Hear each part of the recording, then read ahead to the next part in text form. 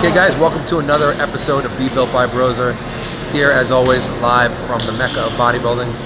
On today's show, I'm going to show you a couple of interesting exercises, unique movements. One of them will be for the hamstrings, and the other one will be for the biceps, and we're going to show you two different versions of that bicep movement. Also, Dave and I can talk about the Arnold Classic that just passed, and I'm going to discuss a little bit about my client, Candice Carr, who I prepared for the show for the women's physique class. So I got a lot of questions and comments about that. So we're going to talk about that, and hopefully you guys will enjoy the show. Okay guys, so here's an exercise for hamstrings that I absolutely love.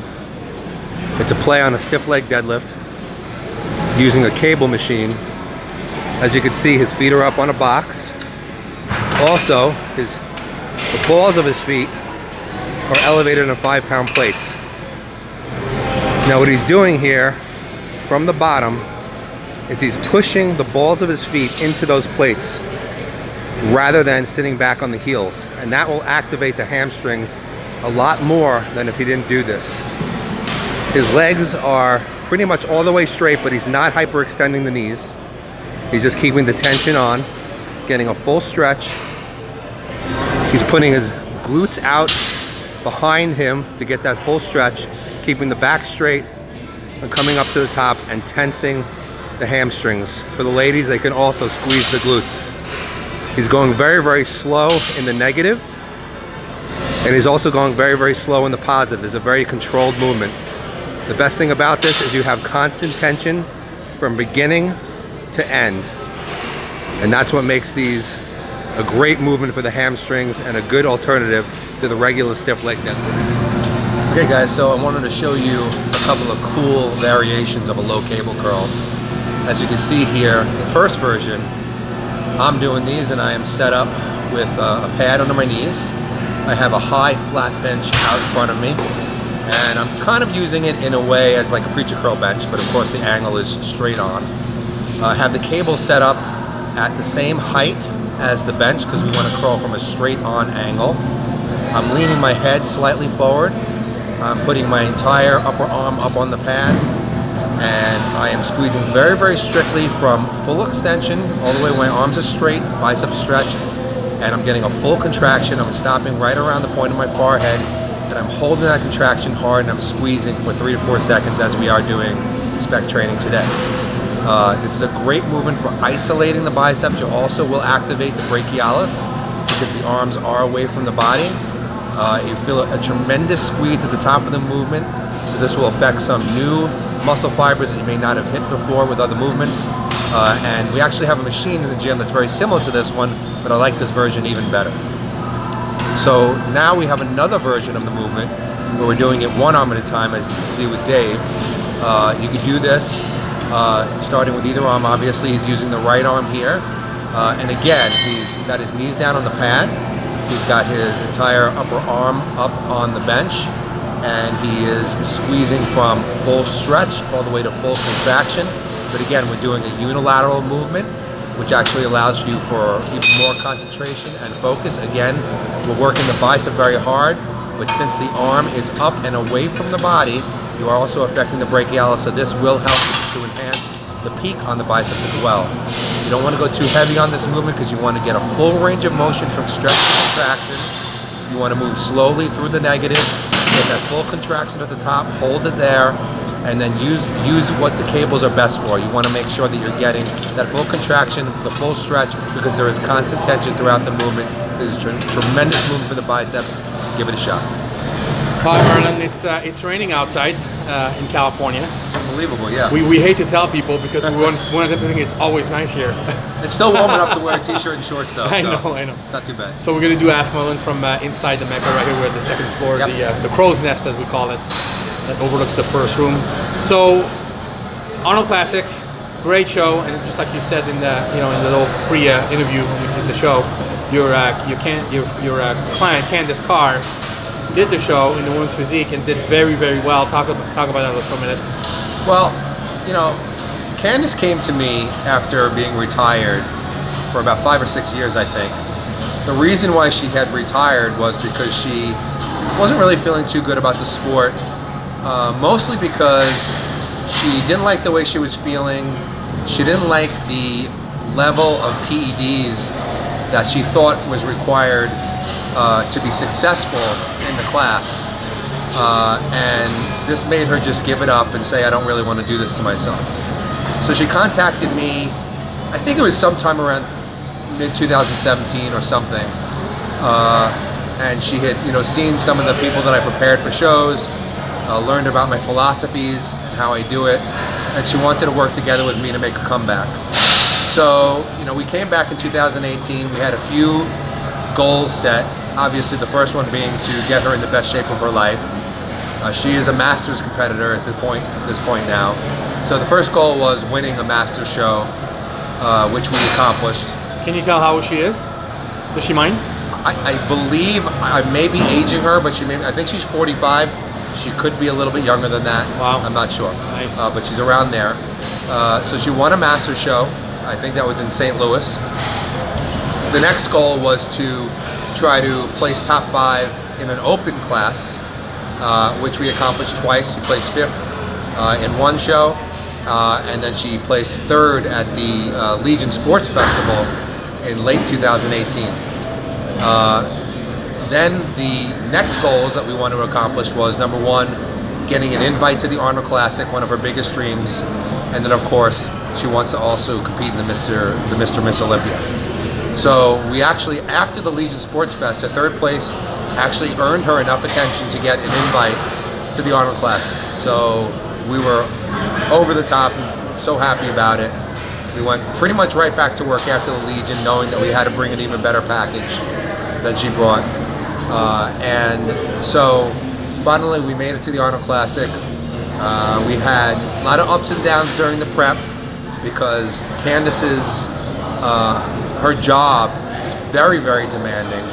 She probably only gets 3-4 hours of sleep a night. Wow. It's a very tough job. So it's very difficult for her to get ready for a show. So, like I said, many ups and downs, trials and tribulations. But we went to the Arnold Classic.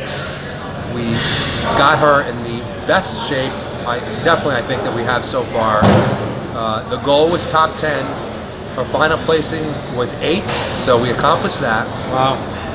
And many people felt that she deserved to be in the top 5. Wow. Including judges. Some judges had her higher. Other coaches in the industry were making comments to her saying that she deserved better. One coach told her that she had the best back that he had ever seen in any women's physique lineup. Wow. So she got a tremendous amount of feedback that was all positive. It made me very, very happy, especially to make another one of her dreams come true. And as it stands right now, I should mention, she is, I believe, in 3rd place in the points qualifications for the Olympia. So we're in a good position to make it on points, although we are going to be competing again in about 7 weeks, because she wouldn't mind trying to win her way into it rather than earn points. But wow. Either way, it'll be a great accomplishment. She must be so happy, huh? She's so happy because, she's a very humble person. She doesn't look at herself the way I see her. She's always putting herself down and saying she doesn't think she's ready, she's nervous, these other girls are this and that. Not good enough. Yeah. So she doesn't see herself, and in a way it's really sweet because she really is such a good competitor. She has such a beautiful structure to her body to work with, and she's such a hard worker that you just want to see her do well. So consequently, from the show, I put up obviously pictures of her in my Instagram, my Facebook, and because of this, there was a lot of comments coming in, and I was receiving a lot of questions about her preparation, and I figured I would address kind of overall what I was hearing here on Ask Merlin. And I think what people were most impressed with a couple of things. Number 1, how she built such a tremendous back, which we now call her the female Ronnie Coleman. She's got that Ronnie Coleman back. And people also wanted to know about her conditioning. they felt that she was extremely dry, extremely hard, shredded, dense, and they wanted to know. I mean, I was specifically asked a few times about what her diuretic protocol was, and this is something I want to address right away. I, as a coach, I'm not a fan of diuretics. I hate them, actually. I think that 99% of the time they do more harm than good. I think a lot of people are under the mistaken, the misnomer that you have to take diuretics in order to appear shredded on stage, that it's just a necessary evil, and it's not. I made sure that Candace, and I try to do this with everybody, was really ready for the stage 2 weeks out. And by doing this, there's really no last minute tricks that are necessary. So I'm going to go on record here and saying, you can believe it or not believe it, she used 0 diuretics for this show. In fact, she didn't even use an herbal diuretic. You know, there was no uva ursi or all those different dandelion roots and those different things. We didn't use any of it. So I don't have to tell you what diuretics to use because we didn't use any. Of course, people also want to know, you know, when did you cut her sodium? When did you cut her water? Well, you may find it hard to believe, but at no point did I cut her water. The only time I restricted water, I let her drink as much as she competed on a Friday morning. I let her drink as much as she wanted to on Thursday, and I just said on Friday, when you're going to compete, try if you can just not to drink until the prejudging is over. I said if you needed to have a sip of water here and there just to wet your mouth, go ahead. But that was the only time where I said anything about water. So just a few hours. Really just a few hours. It's a matter of getting up in the morning and getting ready, you know, her few meals that she had. I think we had about 3 meals before prejudge. And then after the prejudge was over, I let her drink pretty much as much as she wanted. Wow. So there was no water restriction. Sodium. Did not restrict sodium. At no point did I say to her, oh my God, you have to stop all sodium 4 days before I know that. The only thing that I did was remove some foods that are a little higher in sodium. For example, egg whites. I didn't have her eat egg whites. They're very high in sodium, so I restricted her to, say, chicken and turkey, which she has no problem with.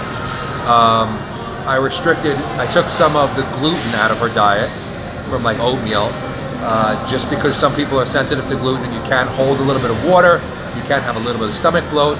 So I just reduced her carbohydrates basically to dry carbs like sweet potatoes and rice cakes. I didn't even take white rice or brown rice out until like the last day. So basically there was very, very little restriction of anything.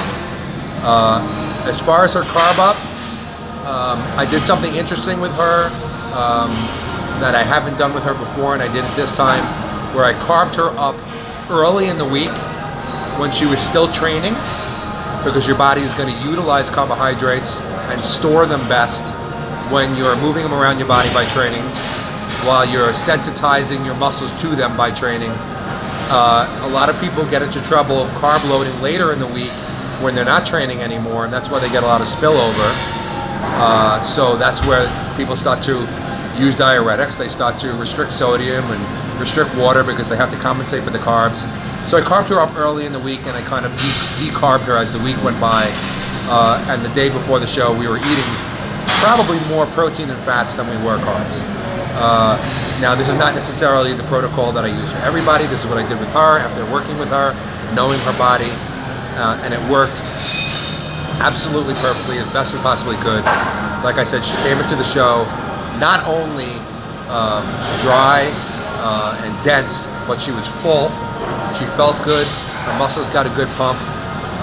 So it really was a great preparation. And I also want to point out that, going back to the beginning of my conversation, that one of the reasons why she didn't want to remain in the sport was because she felt that she had to use a tremendous amount of PEDs since her and I started working together. And she was the one who told me, I didn't even really realize this, she showed me what she used to use versus what we use for the show now, and she's probably taking overall maybe 1/3 the amount of PEDs that she used to.